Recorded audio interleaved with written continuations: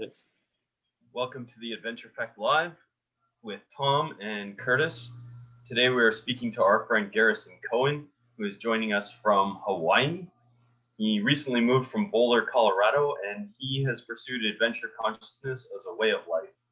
And today, Garrison is meeting with entrepreneurs and helping them discover the way to express who they are in their language so that they can connect with the people who need their message the most. He is a powerful adventurer, entrepreneur, coach, and friend, and it is our privilege to welcome you here today, Garrison, to join us on the Adventure Effect Live. How are you doing? Really good. Thanks, Curtis. Thanks, Tom. Yeah, it's I've been looking forward to this conversation with you guys. We have been amazing conversation with you also. Nice. True story. True story. Where shall we begin? Well, let's start with what does adventure mean to you? What does adventure mean to me? Well, you know, I've had a lot of adventures in my life, more than some, less than others. Like I can't say I'm like, on the, top end of the spectrum of, always having adventures, but I've had so many adventures in my life. And I think the adventures that I look back on and feel that they were the richest adventures were, it was an adventure where it was in some way I was pushing outward into exploring the world, and simultaneously something was equally pushing back inside of me in the equal and opposite direction in terms of the way that experience impacted me. I'm thinking right now about this one moment I had when I was in Spain, and I was visiting an old friend in Spain, in this town called Alzira, outside of Spain. And then I went with a group of her friends way out into the country for Easter. And I borrowed someone's moped and went riding off into this orange grove valley of Valencia oranges, right at the height of orange season. And it turns out that this valley was made out of a giant old aqueduct. And so the roads were where the water used to flow, and then there were walls, and then on top of the walls, that's where all the orange groves were. So they were like hanging over the road. And I went all the way until I came into the center, which was just this sort of wide open circle surrounded by orange groves, surrounded by these Spanish mountains underneath this just beautiful deep blue Spanish sky.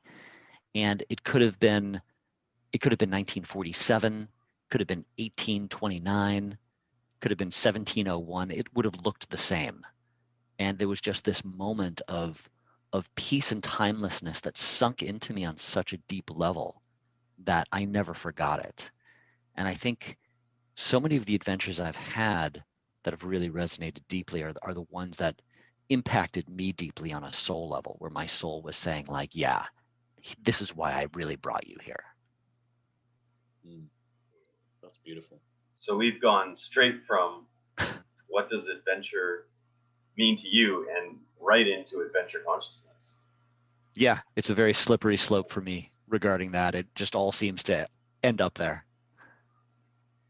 Well, now I'm glad that I know that I have exaggerated in no way when I said that adventure consciousness is a way of life for you. No, totally not. In fact, just before the interview we were talking, and I think Tom had said, yeah, what brings you to Maui? And really I don't know that I've gone to Maui as much as Maui has brought me to it, because a big part of my life is relaxing so fully into presence that the signs and the indications and the teeny quiet whispering voices of what the right next thing is, I can hear more clearly. And so, making the choice to literally move my life to the Hawaiian Islands was not because I've always wanted to live in Hawaii, and not because I thought it would be fun, but because all the signs and symbols started showing up in such a way that I said, I should pay attention to this. And quite honestly, anytime I've done that, I've never, ever had a regret. There's a lot of, I can relate to that story with my move to Vancouver, which was a 15-year session or series of intuitive knowings, which I did not follow. But there was something inside me that was like, you are going to end up in Vancouver, whether you like it or not. Wow. And that was coming from where? From London, from the UK. Having never been here before. I went for a skiing holiday in Whistler when I was like 16 or something. Right. Only experience of Canada. And yet somehow the universe was just channeling through me that I needed to be here. And I don't want to say I resisted it, but I definitely didn't take action on the intuitive messages. And the result was that my experience of life in London just kept getting less and less fulfilling. And these messages kept getting louder and louder.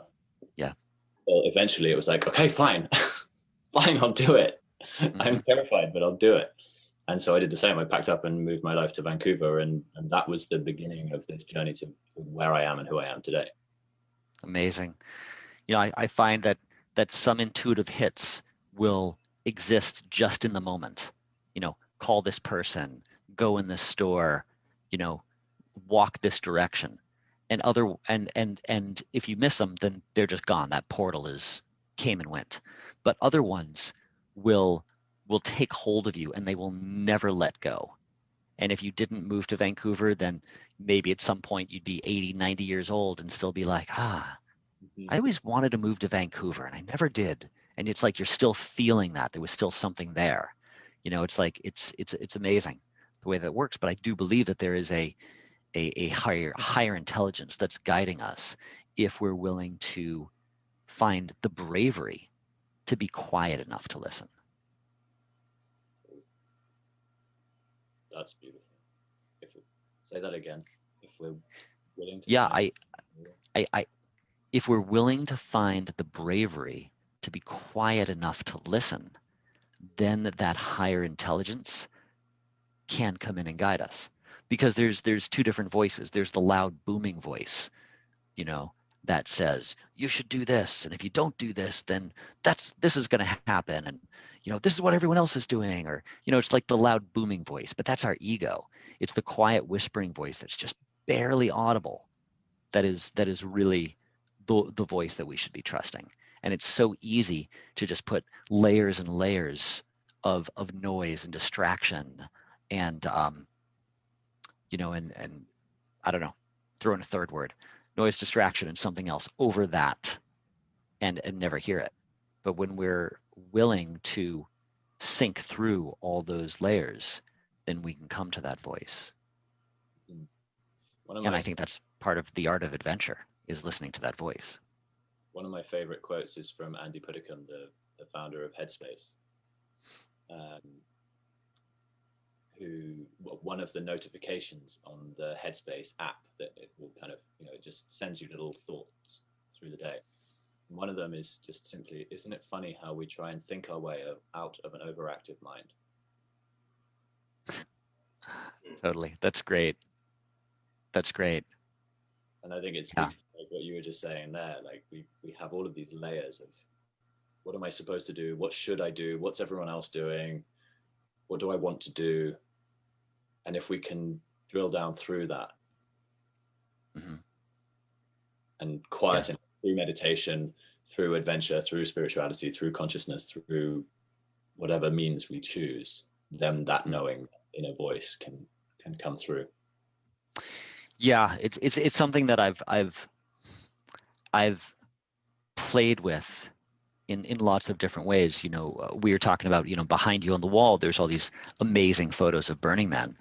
And I've been to Burning Man 10 times, but I've camped by myself solo in the Black Rock Desert, I think 5 times now. And that is a terrifyingly beautiful experience, because as far as the eye can see in every direction, it's just absolute emptiness. And most humans have never had an experience of being submerged in just so much emptiness, where the space is calling to be filled by you and nothing else, because there is nothing else to fill the space. And so in a place like that, standing in the middle of all of that, there have been many times where I've looked at, okay, how deep can I come into just feeling my body and completely disconnecting from my thoughts? And the deeper I go into just being present with my body, the more amazing thoughts I start to have. And I almost have to be very, I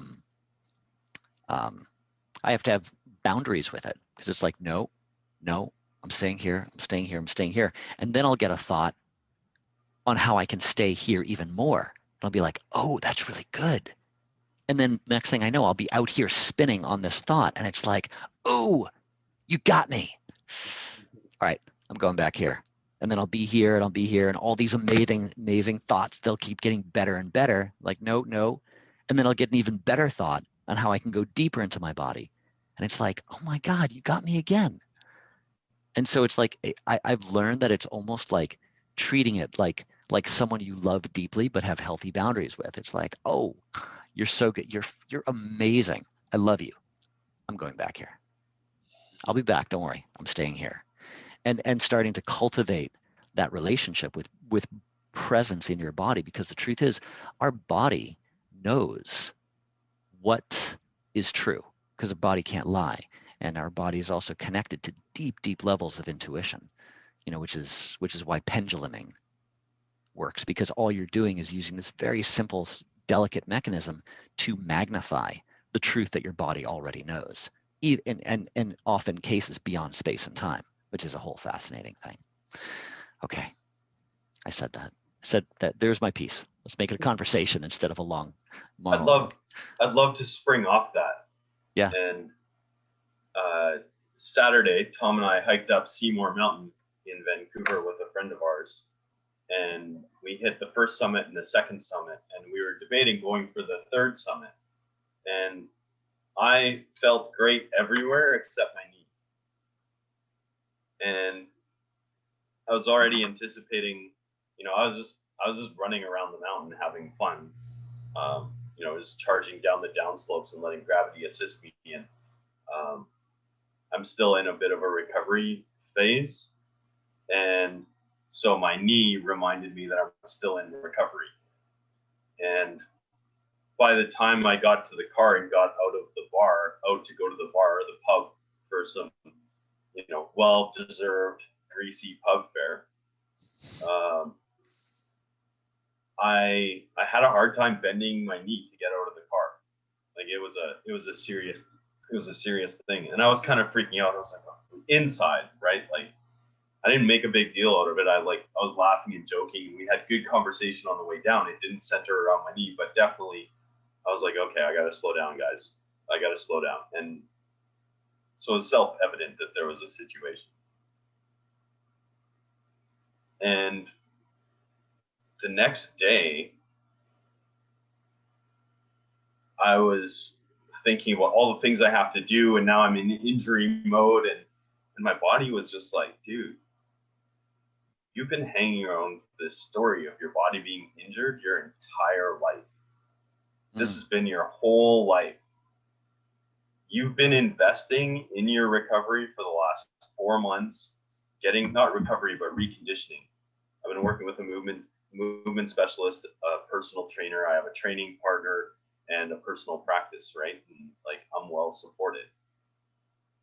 My body was just like, you've been putting the movements to free me from this old pattern into your body for months. Just trust the process. I know what I'm doing. Just let go of this. Wow. If you keep obsessing about the fact that you're injured, I can't do my job because you're hanging on to the injury. If you just let it go and trust me, I can get this done. And so I just laid in my book or my bed. I read a novel, like a whole novel, and I just did like really gentle movements with my knees, just following my intuition. And yesterday evening, I crushed like my best workout yet. Woke up in the morning and didn't feel it in my knees at all. That's an amazing story. I Right? love it. And it makes so sense. I've had experiences like that myself, where it's like, yeah, it's almost like our body is its own complete intelligent organism. And then we've got a soul that's a driver, but it's sort of like, hey, there's a whole relationship here. It's not, we're not just one thing. We're made up of separate, multiple things. It always blows me away. I was at a wedding a few years ago out in the redwood forest in Santa Cruz, and at one point I found myself speaking to the groundskeeper there, who happened to be maybe walking through the after party or something. Somehow we got into a conversation, and he was telling me the story about how he was up at a shed way up kind of on the mountain of the property, and he was taking something out of the shed, and he was standing there, and all of a sudden he realized on his right arm all the hair just stood straight up, and like goosebumps, and standing straight up, and he's standing there just like, what? And then he like slowly looks up, and right above him, just on this sort of rock, like literally above him, could literally pounce on him, was this huge mountain lion, just staring right at him. And his body knew it long before he was consciously aware of it. And it's just like, yeah, our body is its own complete intelligent organism. Amazing. And obviously he lived to tell the story. Yes, he did. He lived to tell about it. By the way, I wanted to mention, the last time you guys saw me, I had a beard, and now I'm completely clean shaven. And this kind of goes with the conversation as well, which is that, moving from Boulder, Colorado to the Hawaiian Islands is a huge life change. And what I found is that a lot of times before I make a huge shift in my life, I like to change my appearance in some way where even on the subtlest level, I become somewhat unrecognizable to myself. Because that way, the me that arrives on the other side of this transition is not the me that left. And so all of a sudden it's like, oh, who am I again? And a lot of the stories and structures and patterns that were with me before somehow just don't fully apply or quite fully fit as I move into this next phase of my life. So I mention it, A, because I might look a little different since you guys last saw me, and B, I feel a little naked without my beard.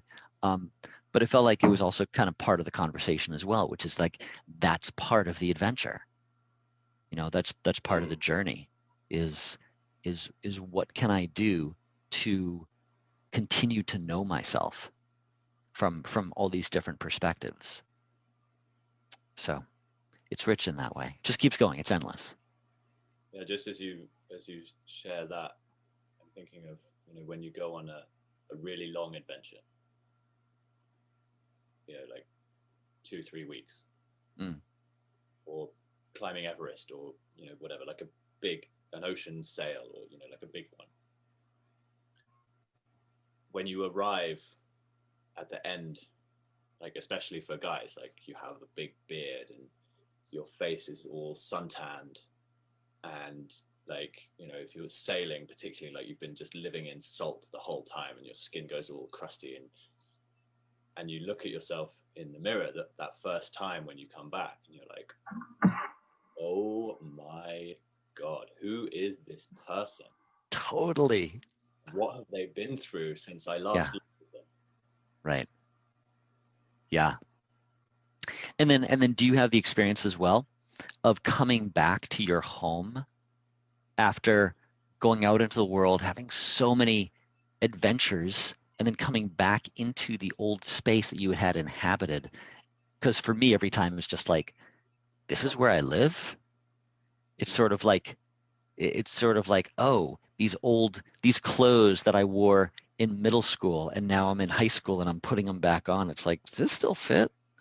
Like, that's kind of my experience every time I come back after It's an adventure. two-pronged though, right? Because on the one hand, there's like, I've changed shape and I don't fit in this hole anymore, in this place anymore. Yeah. Then there's also the huge piece of like the return to familiarity, Right. which we're hardwired for, right? With our brain is specifically designed to seek out the familiar. And so when we go out Mm. on an adventure and and we dive into the unknown in so many ways, there's it's like a double-edged sword coming home, because on the one hand it's like, oh, okay, I can have a bath, I can relax, I can drink a beer, I can have a donut, and also this this place feels kind of weird now. Mm-hmm. Yeah. Yeah. And I don't know that that's for everyone, but I think that there is a certain kind of person who the is always kind of like outgrowing their environment. Sometimes it takes a long time, to get it started. But once we start to have that experience of like, oh, when I go out into the world and come back, this doesn't fit quite the same way. And I think I'm someone who's been on that path for long enough that I just want to keep going because it feels so good. It's like the break in a fever, that we didn't know how much pain we were in until we were finally out of the fever. Fever breaks. You're just like, oh my God, I didn't realize how much that hurt. And then the next time we have, and then all of a sudden it's like, oh, now life is so good. And then that fever breaks and it's like, oh, damn. Like, I didn't realize that I was in that much pain. And the more we go, the more it's like that fever just keeps breaking and breaking and breaking as we, come to new levels of really inhabiting ourselves. Because when we're out of alignment with ourselves, that's the way it hurts. And the more we come into alignment with ourselves, the more it hurts everywhere else that we're not in alignment as we get further and further into that process. So that's a beautiful place to start talking about what you do in Mm-hmm. your life, right? Because Yeah. a big part of that is helping people. So you work with entrepreneurs to help them craft the message that is truly them, right? Yeah. On your website it says that you write life-changing speeches. Mm-hmm. I can't remember the exact words, but something like that. Yeah. Tell us about your process, and why it's so powerful. Yeah. Yeah, I love the segue, because what it is that I'm committed to in my life is what it is that I'm committed to providing for entrepreneurs, visionaries, business leaders. And it really is creating that alignment, that internal alignment, where our feelings on the inside match our words on the outside. And I do that in two forms. One is I write a lot of speeches for people. I've written a lot of TEDx talks for leaders. And then I also have a program called the 10 by 10, which is almost like a teeny little mini TED Talk once a week. And that's just in the form of a message that goes out to one's community. And it's sort of like spokes on a wheel, where it's like each message comes from a different angle, but they all converge in the same center. And each of those messages is just based on an interview that I do with that person for 15, 20 minutes. And then while we're right there on the call, I'll take all of that information that I've written down during the conversation, and I'll craft it into a story, a message, a transmission from them about, here's something I want to talk about, here's something I want to teach you, here's something that I just want to share.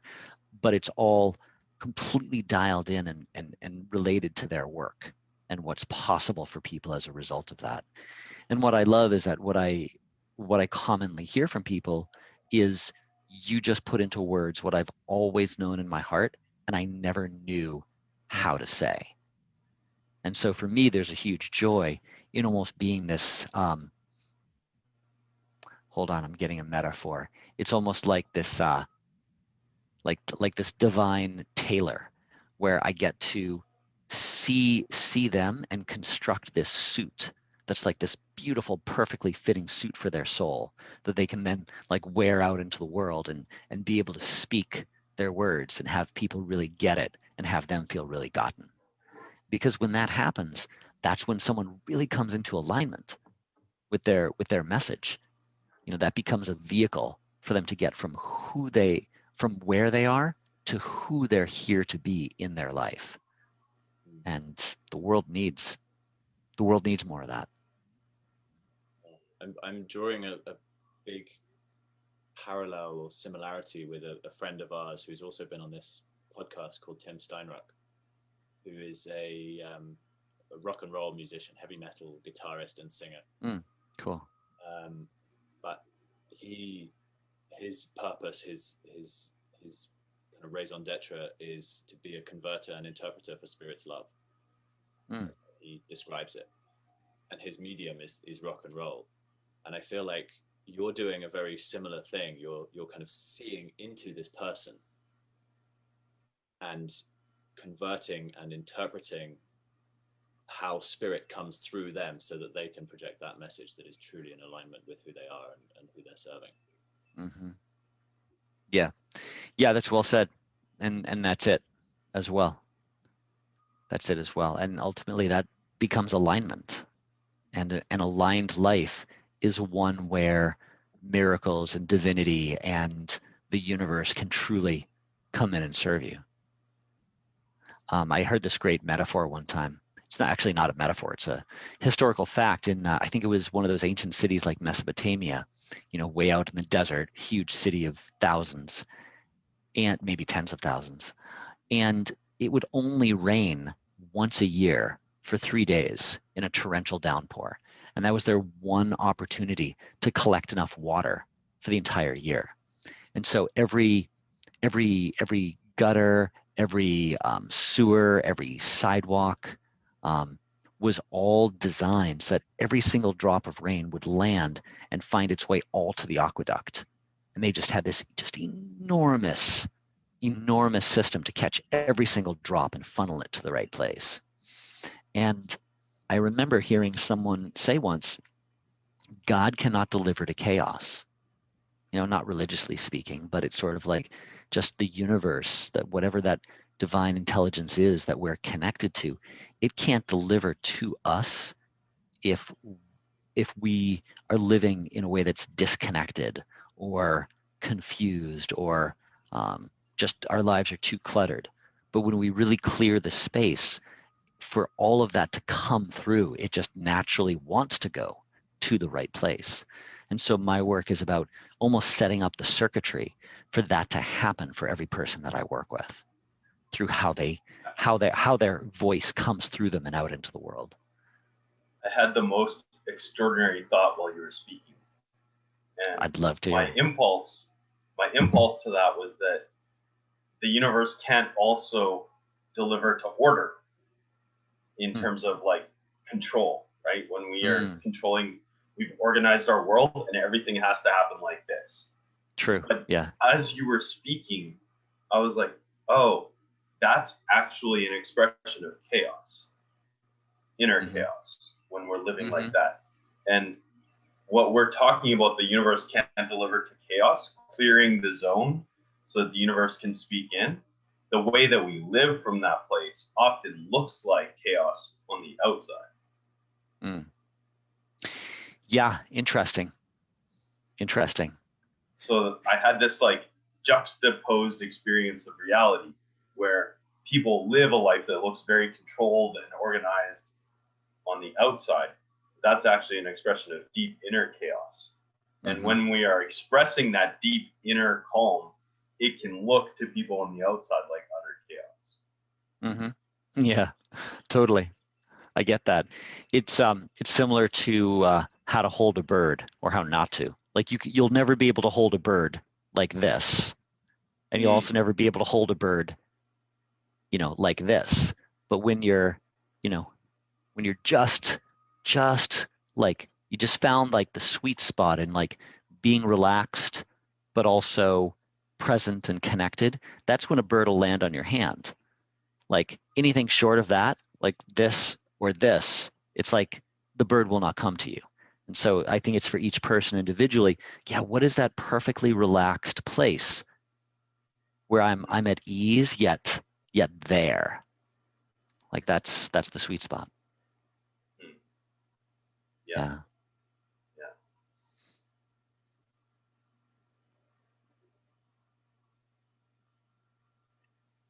So what does it feel like for you when you're in that sweet spot? How do you know that you're there? And what tells you that you're not there? It's a great question.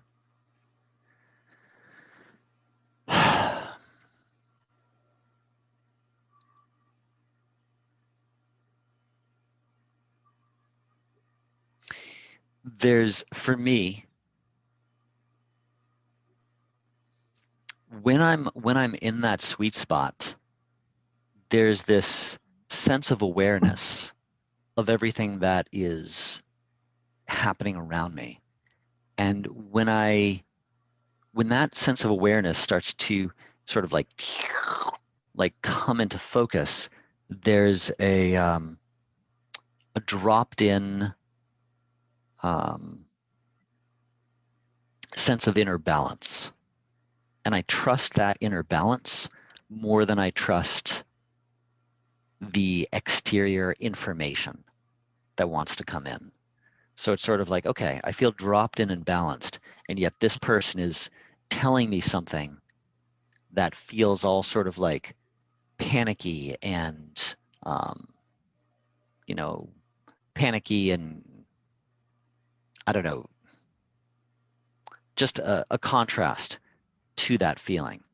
So I'll take that and kind of run it by this, and it'll be like, you know what? I trust this feeling more than I trust that information.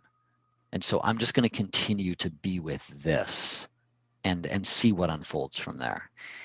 And from a long time of doing that, all I can say is that it has only ever led me to a better place when I've trusted my dropped in sense of self over something that sounded good or right, but didn't match it.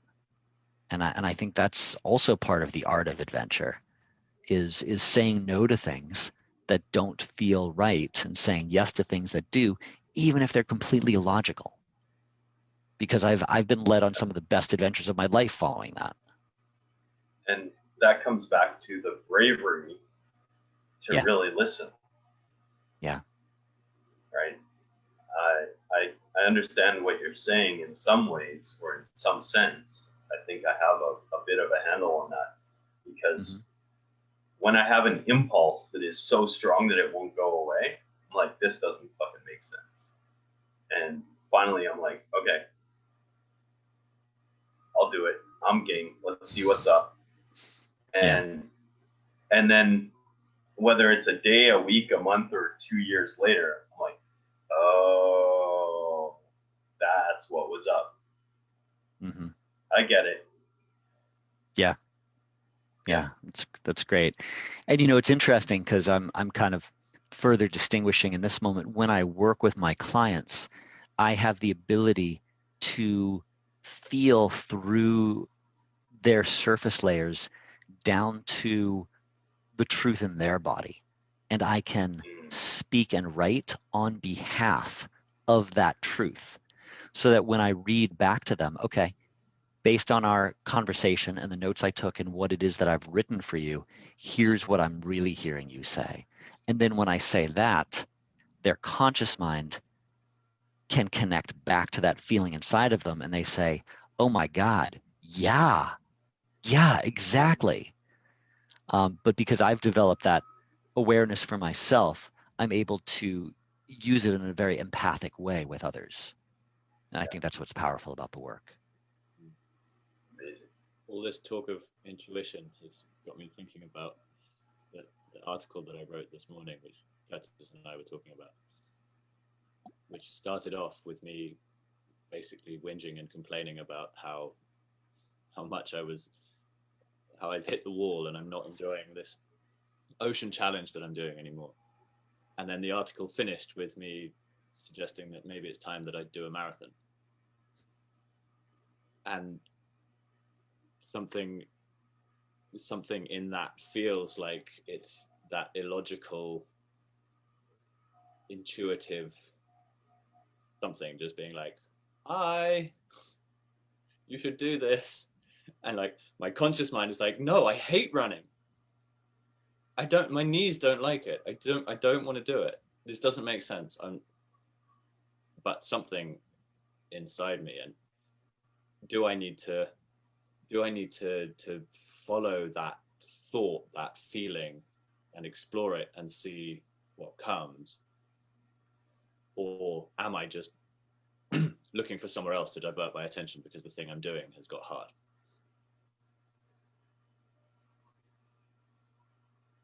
Don't know if that's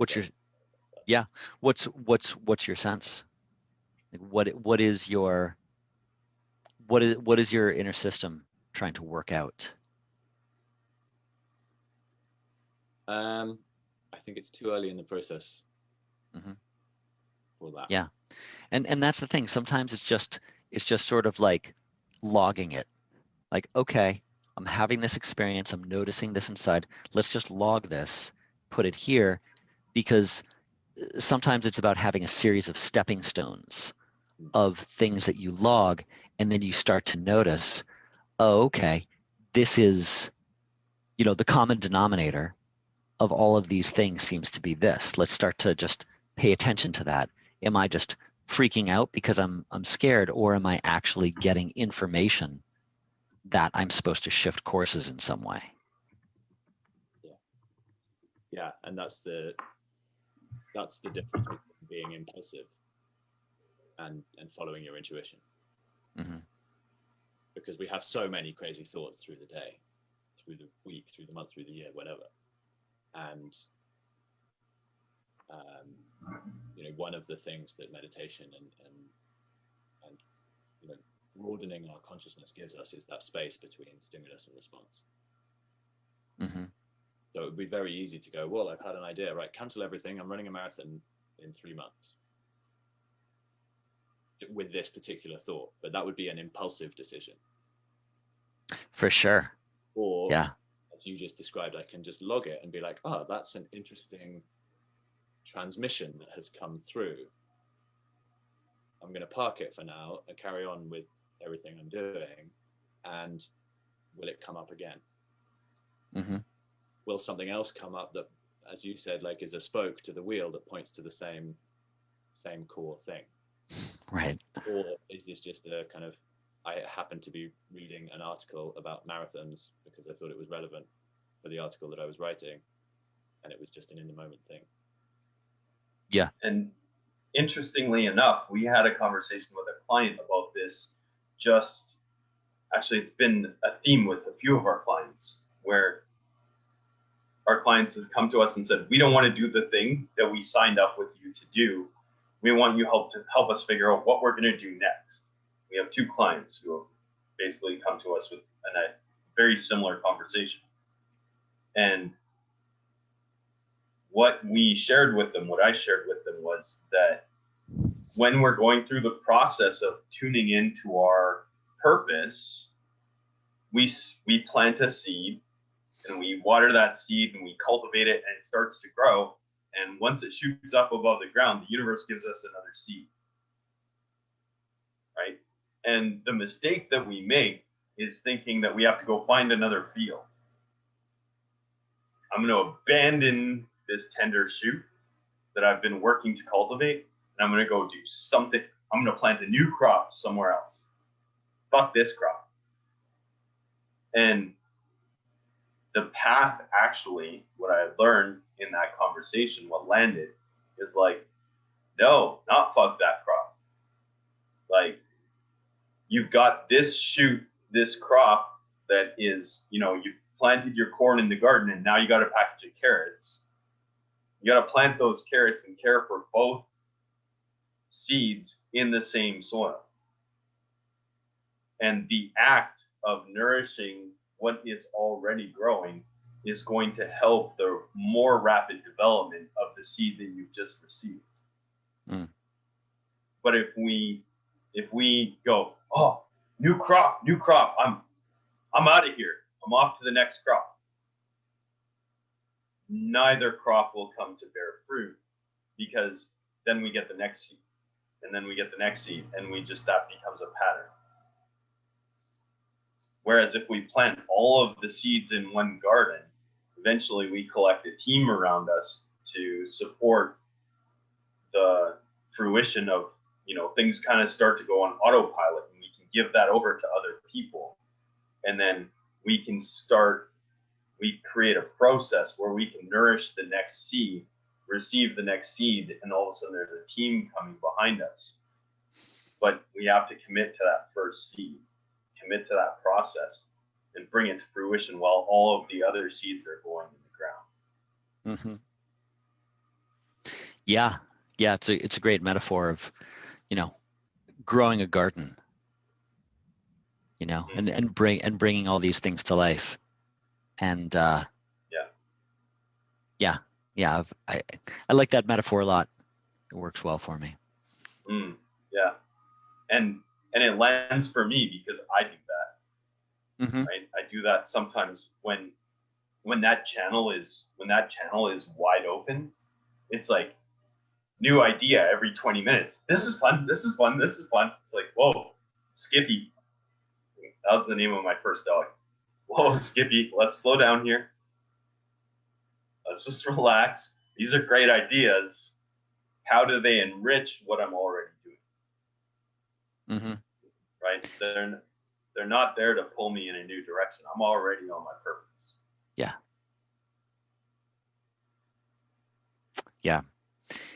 Yeah, it's I mean, there's so much to say about it all. It seems like kind of it could be an endless conversation, because I think it's something that it's slightly beyond us, and yet something we're constantly trying to make sense of. Because I think that our human system is, I think it's just something much bigger than us, and we're tapping into it, but trying to understand something that in many ways is beyond our conception, because it's so vast and so intelligent and so much bigger than us. And so the best we can do is come up with metaphors to kind of hit it from different angles. But ultimately, I think it's something that the more we just surrender into as a way of life, the more it can guide us. Yeah, it's crazy. And in fact, it's one of those things, because I don't think it can be fully understood by the human mind. And so it's fun to talk about. And then at a certain point, you just have to surrender to it, and just let it guide you. Yeah.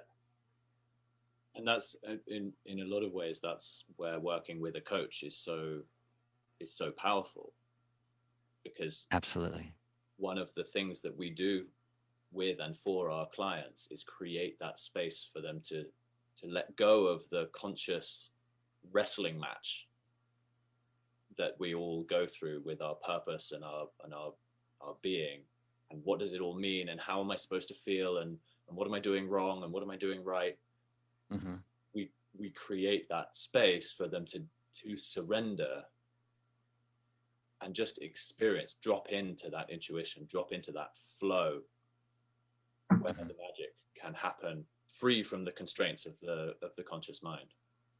Yeah, that's great.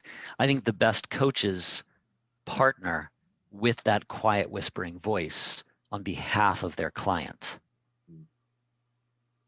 and help the client hear it more themselves, so that the client, at the end of the work, the client says, I did this myself.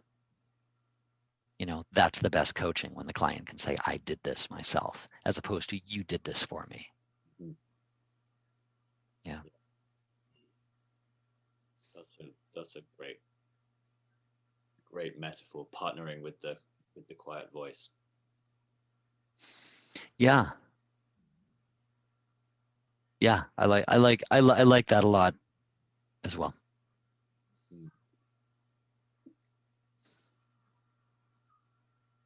I have a question for you. When a client has been dedicated to something and they come to you and they're like, I want this, Garrison, I'm going to build this, and it's like they're being driven into it, and then they get just to the point where the next step is to actually create the thing that they've been talking about. You've laid all the groundwork with them, and they're like, oh no, boom, I want to go in a different direction. How do you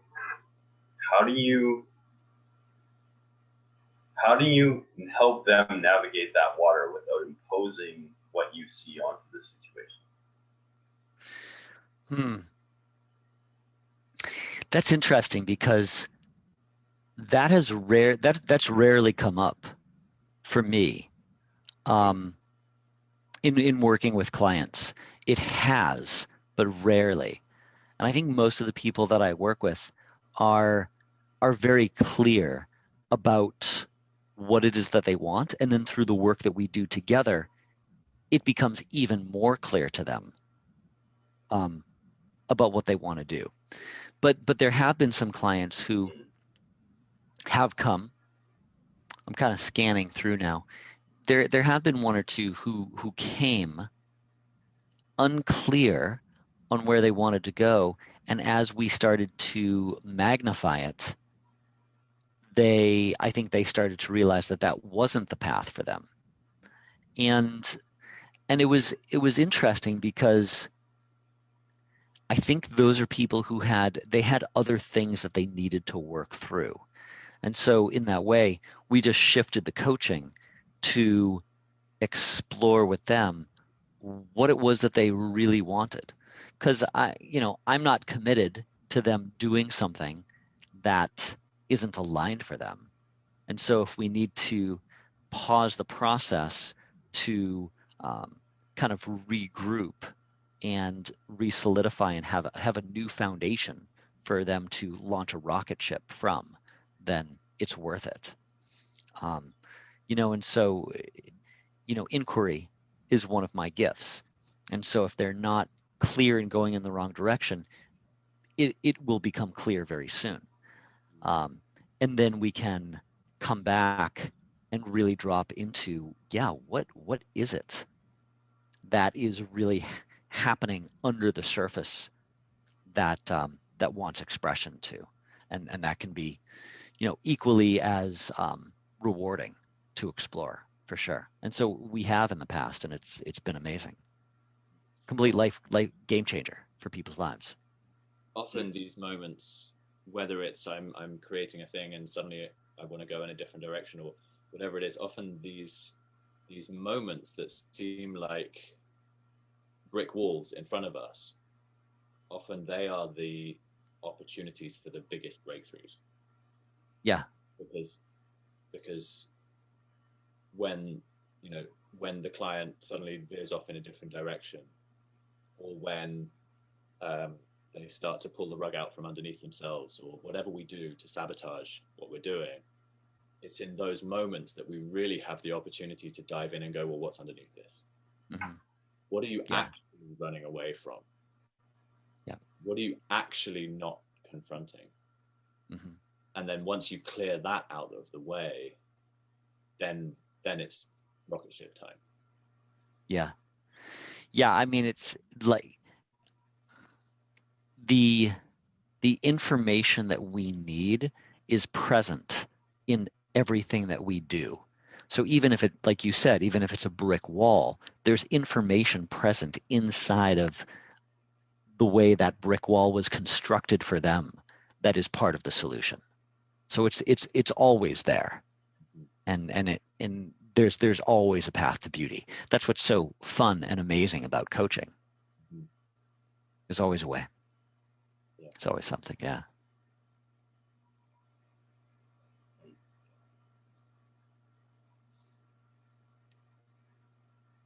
So,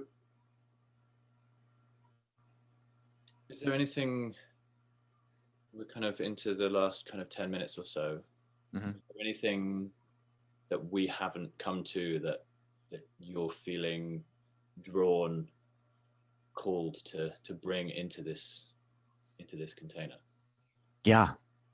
Yeah. You know, I want to make a hat.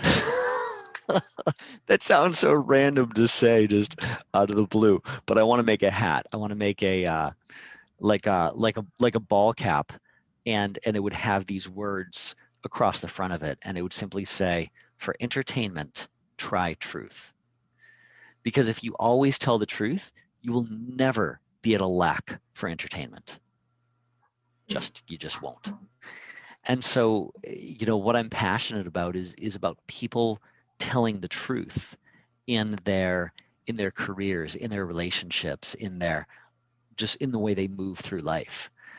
But I think my particular gift is around helping people tell the truth that they didn't even know was there for them to speak to, and do so in a way that's fun and artistic and entertaining and intriguing, and has people say, wow, I see you, I like you, I hear you, I like your truth, and I like the way that you speak it. Because when people deliver themselves to the world in that way, then the world can respond in the way that that has people say, like, I think you can help me. I think I can grow with you. I think I can heal with you. And that's kind of like the synapse that's missing for most entrepreneurs is that level of expression. And that's what I'm passionate about, because I'm passionate about that for myself. And when I can provide that for other people, you know, it helps me experience even more of that for myself. So I think that's one of the things that I wanted to speak to in terms of what has me do what it is that I do. It's beautiful. Thank you for sharing. Thank you, Yeah. indeed. Yeah, thanks, guys. So, how do people get in touch with you? And if they don't know already, why do they get in touch with you? I feel like they should have a pretty good idea by now, but just in case. So you want, I missed a word with the reception. Speak about why people should get in touch with me? Is that what you said? The first question was, how do people get in touch with you? And then the Right. follow-up also, if they don't know already, having listened Yeah, to thank you. the last hour, why should they get in Yeah. touch? So first of all, you can easily reach me through my website. It's just my name, garrisoncohen.com. That's my website. And you'll see there's two options for two different programs. One is the 10 by 10, where we create one message once a week for 10 weeks that you put out on the world on video, and I guide you and coach you through that process. And then the other program I do is for larger speeches, like TED Talks, or speeches that would be delivered at a festival or a conference or something like that, speaking opportunities. Why people should reach out to me? It's like, listen, if you're an entrepreneur or a leader in business in some way, and you know that this is your time, this is your shot, this is your opportunity to show up in the world fully as who you came here to be, then what I do is all about putting the wind in your sails to get you there, and do so in a way that's completely in integrity with your inner voice and the way that you want to be expressed out in the world. Quite honestly, if there was a better ride to be on, I would be on that ride instead. But I just find that this is one of the most rewarding paths, because we're truly speaking ourselves into existence. That's what we have the opportunity to do. And I really take joy in creating a custom designed Iron Man suit for my client's soul that becomes a vehicle made out of their own language that magnifies their power and purpose and mission in the world for other people to get and respond to. That's what's available. And I think that is living our very best life when we do that, because all the things that come into our world as a result of having the boldness and bravery to truly speak ourselves out there is what we're here for. I mean, quite honestly, I don't know what the point is of being on this whole crazy ride through life if we're not taking the opportunities to be our full, most expressed selves. That's why. Well, you are nothing, Garrison, if not a wordsmith. Thank you. Absolutely beautiful to listen to. I love the idea that you shared at the end there of an Iron Man suit for the soul. Yeah, it's a beautiful metaphor. And what I really tuned into was the part that grabbed me, was that we literally have the opportunity to speak ourselves into existence. It's so true. Powerful concept. Yeah.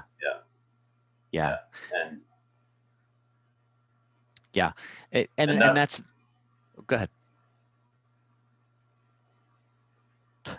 It's one of the major concepts of just neurolinguistics. You know, words create reality. If you change the words, you change the reality. And the words that we use for our relationship with our inner selves as well as the way we speak ourselves into the world become reality. And I think it's my gift to help people really shape and craft those words that are in alignment with their soul, alignment with their truth, that then create that reality out there in the world. It's no joke. It's the real deal. And that's what I love about the work that I do. Yeah. And it took bravery, just a last thought. It took bravery for me to allow the stillness to exist, to listen to my need, and for my body to deliver the message that you've been hanging on to this story your entire life. And if you let it go, I can take care of this. I can solve this problem. That's for sure. That did take bravery. Yeah. New words and new language. Beautiful, man. What a cool thing. Yeah. So well done. Amazing. Love Thank it. you. Well, Garrison, thank you so much for joining us. This has been a really, really fun hour of exploration of adventure consciousness with you. So Garrison's website, Garrison Cohen, that's COHEN.com. If you want to get in touch with him, and if you've enjoyed this conversation, then please do check it out on the other platforms, on all the podcast platforms. We're on Facebook, we're on YouTube. Please do like and subscribe. And if there's anything that you would like to hear discussed on this show, then please send us a message. Let us know what adventure consciousness means to you, and what you want to talk about. This is Tom and Curtis. We've been talking to Garrison Cohen for the last hour, and this has been the Adventure Effect Live. Thanks for tuning in. Thanks, guys.